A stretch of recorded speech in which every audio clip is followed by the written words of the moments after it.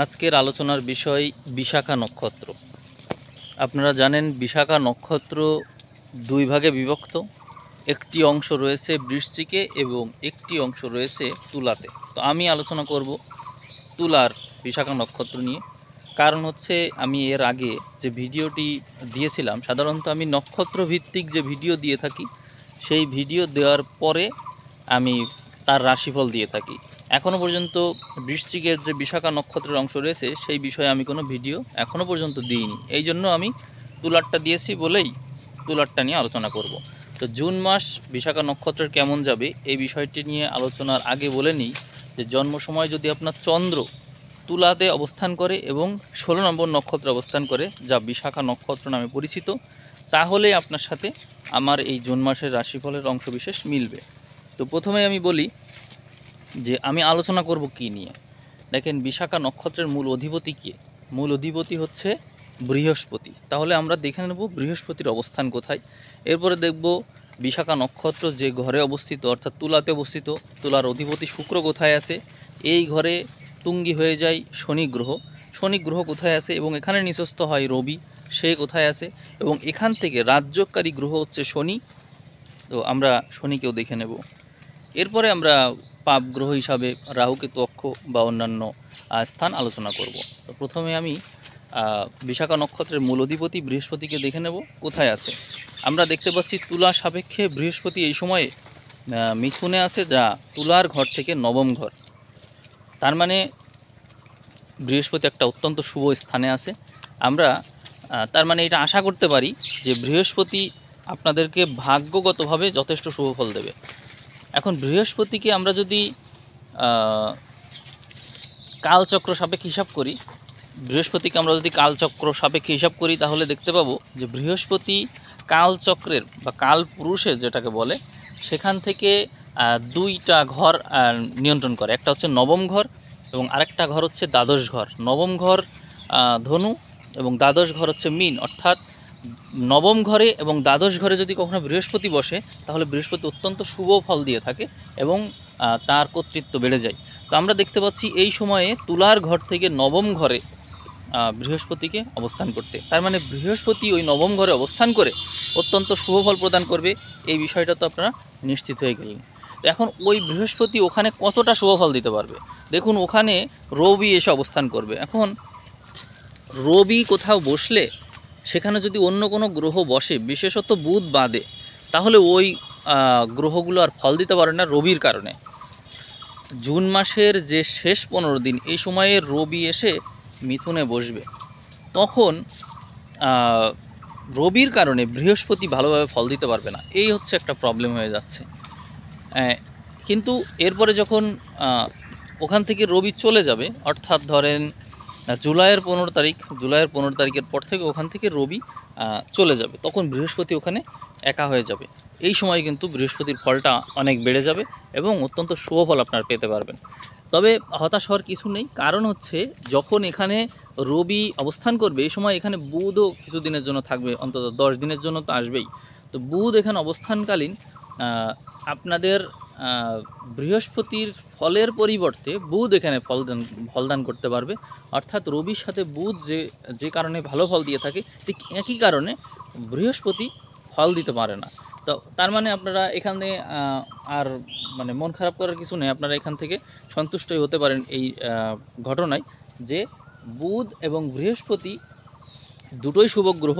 শুধুমাত্র রবির কারণে বৃহস্পতি ফল ঠিকমতো দিতে না পারলেও বুধ সেখানে এসে একটা প্রক্সি দিয়ে দিচ্ছে আর কি বলতে পারেন। তো যাই হোক, আপনারা তার মানে বুঝলেন যে এই মূল নক্ষত্র অধিপতি হিসাবে বুধ এবং বৃহস্পতি এখানে এসে যে ফলগুলো প্রদান করার চেষ্টা করছে, তা আপনাদের জন্য আশা করি একটা শুভ ফলই প্রদান করবে। এবং বিশাখা নক্ষত্রের মূল অধিপতি বৃহস্পতি নবম স্থানে প্রায় বছরখানিক অবস্থান করবে, আপনাদের জন্য অত্যন্ত শুভ ঘটনা বলে আমি মনে করছি। এরপর আমরা দেখে নেব শুক্রকে। শুক্র কোথায় আছে? শুক্র হচ্ছে এই বিশাখা নক্ষত্র যে ঘরে অবস্থিত, সেই ঘরের এক অংশের অধিপতি শুক্র। তো শুক্র কোথায় থাকছে? শুক্রকে আমরা দেখতে পাবো বৃষতে, এবং এই বৃষ হচ্ছে শুক্রের স্বক্ষেত্রী ঘর। তো স্বক্ষেত্রে যদি শুক্র অবস্থান করে তাহলে আপনারা তো জানেন যে ভালো ফল দিয়ে থাকে, কিন্তু শুক্র কোন ঘরে অবস্থান করছে সেটিও তো দেখতে হবে। শুক্র অবস্থান করছে অষ্টম ঘরে। অষ্টম ঘরে শুক্র অবস্থান করলে শুক্র হচ্ছে আয়ু সংক্রান্ত বিষয়কে ইঙ্গিত দেয় এবং আয়ু সংক্রান্ত বিষয়কে সেফটি দিয়ে থাকে, কারণ অষ্টমপতি অষ্টমেই আছে, খুবই ভালো। তো আমি আপনাদেরকে বলবো যে আপনারা তার মানে এই সময়ে যে নবমে যে বৃহস্পতির কথা বলছিলাম, নবমে যে বুধের কথা বলছিলাম, যে ভাগ্যগত একটা সাপোর্ট পাওয়া, সেটা কিন্তু পাচ্ছিলেন। এবং অষ্টমে অষ্টমপতির অবস্থান আপনাদেরকে আয়ুর বিষয়েও কিন্তু বিরাট সেফটি দিয়ে যাচ্ছে। আপনারা আমার পিছনে যে পাতাটি দেখছেন, এই পাতাটি মনে হয় আপনারা চেনেন, সেগুন গাছ। এই সেগুন গাছের পাতা আমরা যদি করি, ছিঁড়ে নিয়ে যদি এরকম হাতেই করি তাহলে কিন্তু লাল হয়ে যায়, যদিও পাতাটি সবুজ। সেগুন গাছের পাতা অনেক বড় বড়, আপনারা দেখতে পাচ্ছেন, দেখেন কত বড় পাতা। আর দেখতে ভালো লাগছে, তাই আপনাদের এই বিষয়টা নিয়ে আলোচনা করলাম। যাই হোক, যেটি বলছিলাম, অষ্টমপতি অষ্টমে, যার কারণে এই বিষয়টি অত্যন্ত শুভ হয়ে গেল।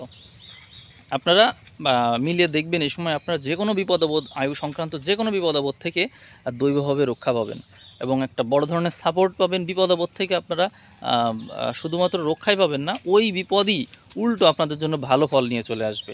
এইটা আপনারা নিজেরাই লক্ষ্য করবেন। এরপরে কথা বলবো, এই যে তুলা, এই তুলাতে একটা গ্রহ তুঙ্গি হয়, সেই গ্রহটার নাম কি জানেন তো? শনি। শনি এখানে তুঙ্গি হয়, তো শনির অবস্থানটা জানা খুব জরুরি।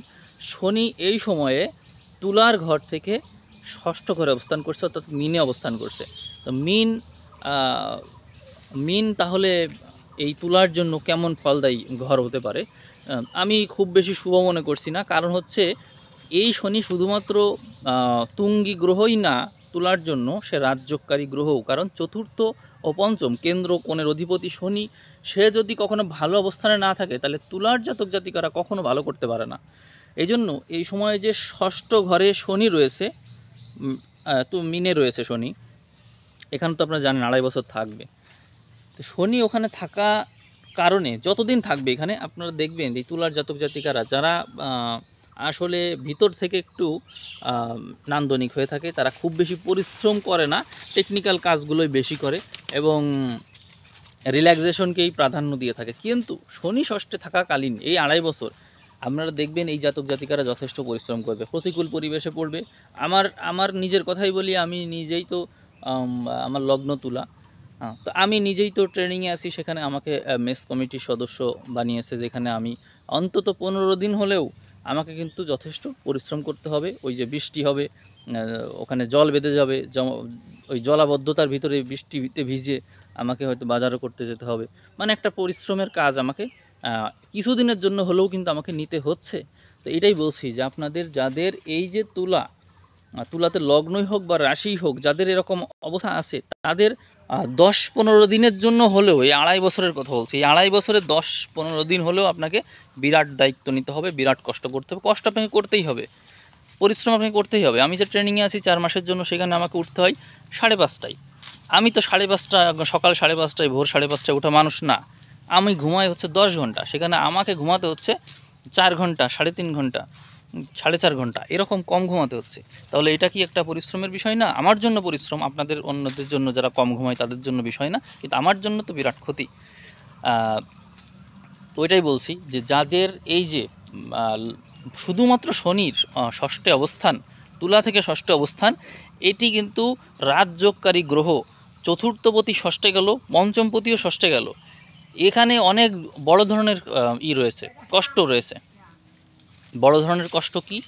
কষ্টটা হচ্ছে আপনার মানসিক যে শান্তি, অর্থাৎ চতুর্থপতি তো মানসিক সুখ শান্তিকে নির্দেশ করে। তো চতুর্থপতি যখন ষষ্ঠে চলে যাচ্ছে, তখন মানসিক সুখ শান্তিটা বাধাগ্রস্ত হচ্ছে। আপনি ওই যে সুখের কথা বলছিলাম, চতুর্থ ঘর তো আমাদের সুখ শান্তি ঘুমকেও নির্দেশ করে। তো আমরা দেখতে পাচ্ছি যে চতুর্থপতি যখনই ষষ্ঠে গিয়ে বসলো, তখন আমাদের ঘুমের পরিমাণ কমলো, আমাদের সাংসারিক সুখের পরিমাণ কমলো, সংসারের অশান্তির পরিমাণ বাড়লো, এইগুলো কিন্তু হতে দেখব। এবং পঞ্চমপতি ষষ্ঠে গেল, যাদের সাথে আমাদের রিলেশন থাকবে, তাদের সাথে আমাদের ভুল বুঝাবুঝি, দূরত্ব, এইগুলো বাড়বে। যদি কারো সন্তান থেকে থাকে, সন্তানের সাথে তার দূরত্ব বাড়বে, সন্তান কথা শুনতে চাইবে না, এই ধরনের প্রবলেম হবে। তারপরে দেখা যাচ্ছে যে বুদ্ধি, আমাদের যে প্রতিভা রয়েছে সেইটাও কিন্তু ঠিকমতো আমরা প্রয়োগ করতে পারছি না, ঠিকমতো আমরা কাজ করতে পারছি না। এবং আমাদের যে সুপ্ত প্রতিভা রয়েছে সেগুলো বিকাশ ঘটানোর জন্য আমরা যে পদক্ষেপ নেব সেই পদক্ষেপ নেওয়ার প্রতিও আমাদের আগ্রহ থাকবে না। এবং বন্ধু ভাগ্যতেও দেখা যাবে কোনো না কোনো প্রবলেম আমরা ক্রিয়েট করে ফেলবো বা প্রবলেম ক্রিয়েট হয়ে যাবে, এরকম সম্ভাবনা কিন্তু রয়েছে। এবং এগুলো 2.5 বছরের ভিতর হয়তো এই মুহূর্তে আপনার সাথে হচ্ছে না, কিন্তু পরবর্তীতে ঠিকই হবে। কারণ হচ্ছে শনি তো এখানে 2.5 বছর থাকবে। এই 2.5 বছরে আপনার সাথে কোনো না কোনো নেগেটিভ ঘটনা অবশ্যই ঘটবে। কারণ শনি তুলার জন্য অত্যন্ত শুভ গ্রহ এবং রাজযোগকারী গ্রহ, এবং এখানে তুঙ্গি হয়, শনি তুলাতে তুঙ্গি হয় কিন্তু। এবং কেন্দ্র ও কোণের অধিপতি শনি, ষষ্ঠে শনি গেলে তুলার জন্য খুবই বিপদ। এবং আরেকটা কথা, এক শনি যদি তুলার জন্য ভালো অবস্থানে থাকে তাহলে সেই জাতক জাতিকা কখনো পতিত হয়ে যায় না, কখনো বিপদগ্রস্ত হয়ে যায় না, বিপদে পড়লেও সে আবার উঠে দাঁড়ায়। এইটা হচ্ছে তুলার জন্য শনি এমন এক শক্তিশালী গ্রহ যা একাই, মানে শনি তুলার জন্য একাই যথেষ্ট, অনেক কিছু করে দিতে পারে। আপনারা মিলিয়ে দেখবেন যে যাদের তুলা লগ্ন বা রাশি তাদের জন্য শনি কতটা শক্তিশালী হতে পারে। আচ্ছা, তো শনি নিয়ে কথা বললাম, রবি নিয়ে কথা বলবো। রবি এখানে এসে নিঃস্বস্ত হয়ে যায়। তো রবি কোথায় আছে এই মাসে? রবি যেহেতু এখানে এসে নিঃস্বস্ত হয়, দুর্বল হয়ে যায়, তাহলে রবিও যদি এই মাসে দুর্বল থাকে সেটাই ভালো। তো রবি কোথায় আছে? রবিকে আমরা অষ্টমে দেখতে পাবো, মাসের শুরুর যে 15 দিন এই সময় আমরা বৃষতে রবিকে দেখতে পাবো। এরপরে চলে যাবে রবি নবমে, মিথুনে চলে যাবে। তো মিথুনে গিয়ে কিন্তু ওই যে পরের 15 দিন, অর্থাৎ 15 তারিখ থেকে 30 তারিখ পর্যন্ত যে সময়টা, এই গাছের পাতাটাও দেখছি অনেক সুন্দর দেখা যাচ্ছে, এই গাছের পাতাটা। তো যেটা বলছিলাম, রবি শেষের 15 দিনে যখন ইসে আসবে, মিথুনে আসবে, এই মিথুনে এখানে বৃহস্পতি, আপনাদেরকে বলছিলাম যে মূল অধিপতি বৃহস্পতি, বৃহস্পতির সাথে যখন রবি অবস্থান করবে, বৃহস্পতি কিন্তু ফল দিতে পারছে না, কিন্তু বুধের সাথে আবার ফল দিতে পারছে। কারণ বুধ রবির সাথে একটা মিত্রতার সম্পর্ক বজায় রাখে, বুধ আবার দ্বাদশপতি, সুতরাং দ্বাদশপতির সাথে আবার এই রবি যুক্ত হচ্ছে। এবং আবার নবমপতিও কিন্তু ওই বুধ, বুধ নবমপতি দ্বাদশপতি, তার সাথে রবি একাদশপতি হিসেবে যুক্ত হচ্ছে। এখন এখানে রবি একাদশপতি লাভের অধিপতি হিসেবে কি লাভ করাতে চায়? মূলত রবি এখানে পীড়া লাভ করাতে পারে।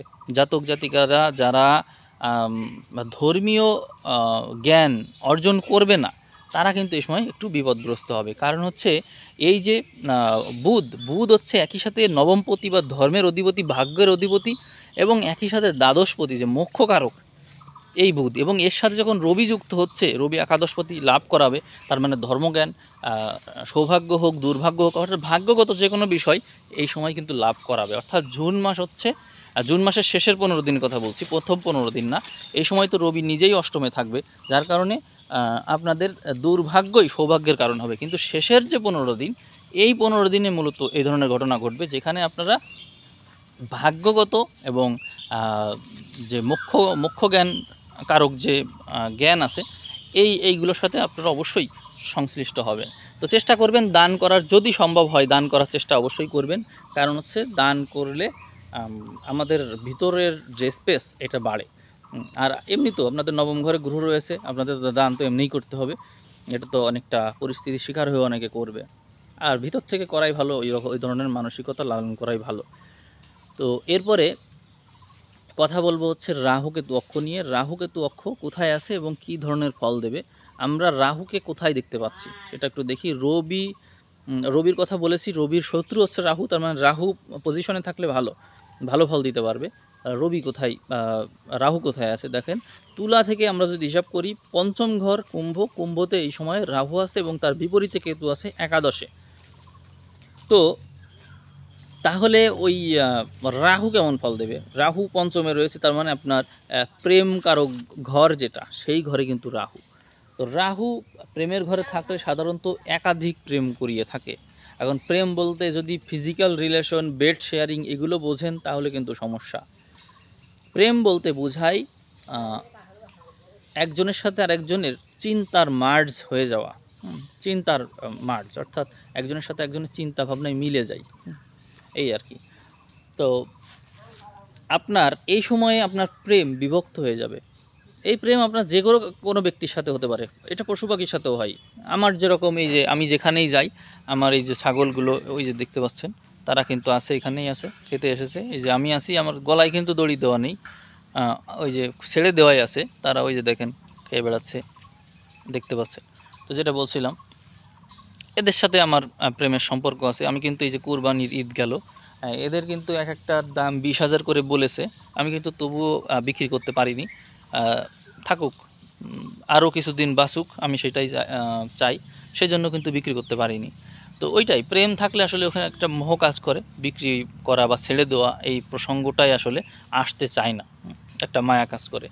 তো যেটা বলছিলাম কথা, যে আপনারা রাহুর প্রভাবে পড়বেন। পঞ্চমের রাহু অবস্থান করার কারণে আপনাদের বুদ্ধিগত ক্ষেত্র, তারপরে হচ্ছে চিন্তন দক্ষতা, বিবেচনাবোধ, এগুলো অবশ্যই প্রভাবিত হবে।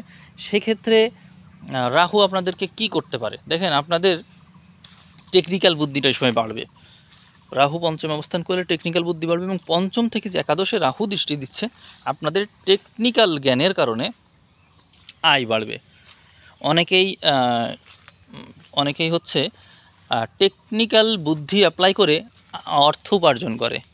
কম্পিউটার রিলেটেড আইটি সেক্টর, এগুলো থেকে অর্থ উপার্জন করে, বা এমন কোনো সেক্টর যেখানে আপনার জাস্ট ব্রেনটা খাটালেই বা আপনার প্রতিভার বিকাশ ঘটালেই বা সেটা প্রয়োগ করলেই অর্থ চলে আসতে পারে। অনেকে আবার শেয়ার ব্যবসা করে, যেখানে আর কি আপনার মস্তিষ্কটাই মূল হিসাবে কাজ করে, সেখানেই আপনি কিন্তু অতিরিক্ত অর্থ আয় করার সুযোগ পাচ্ছেন এই রাহুর কারণে।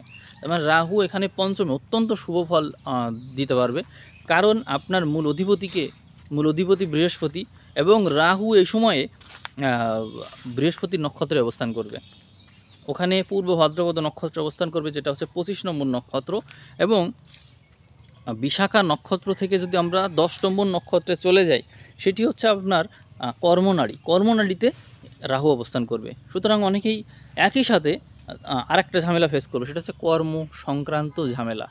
সেক্ষেত্রে যখন আপনাদের কর্ম সংক্রান্ত ঝামেলা হচ্ছে, আপনারা চেষ্টা করবেন একাধিক কর্ম যুক্ত করার, কারণ রাহু কর্মক্ষেত্রে অবস্থান করলে একাধিক কর্ম করাবেই। আপনার মনে হবে যে এই কর্ম মনে হয় থাকবে না, এই কর্ম থাকবে না, এই কর্ম অনিশ্চিত। আর ঠিক এই অনিশ্চয়তার কারণেই আপনি চেষ্টা করবেন, তাহলে এক কাজ করি, আরও অন্য কর্মের সাথে যুক্ত হই।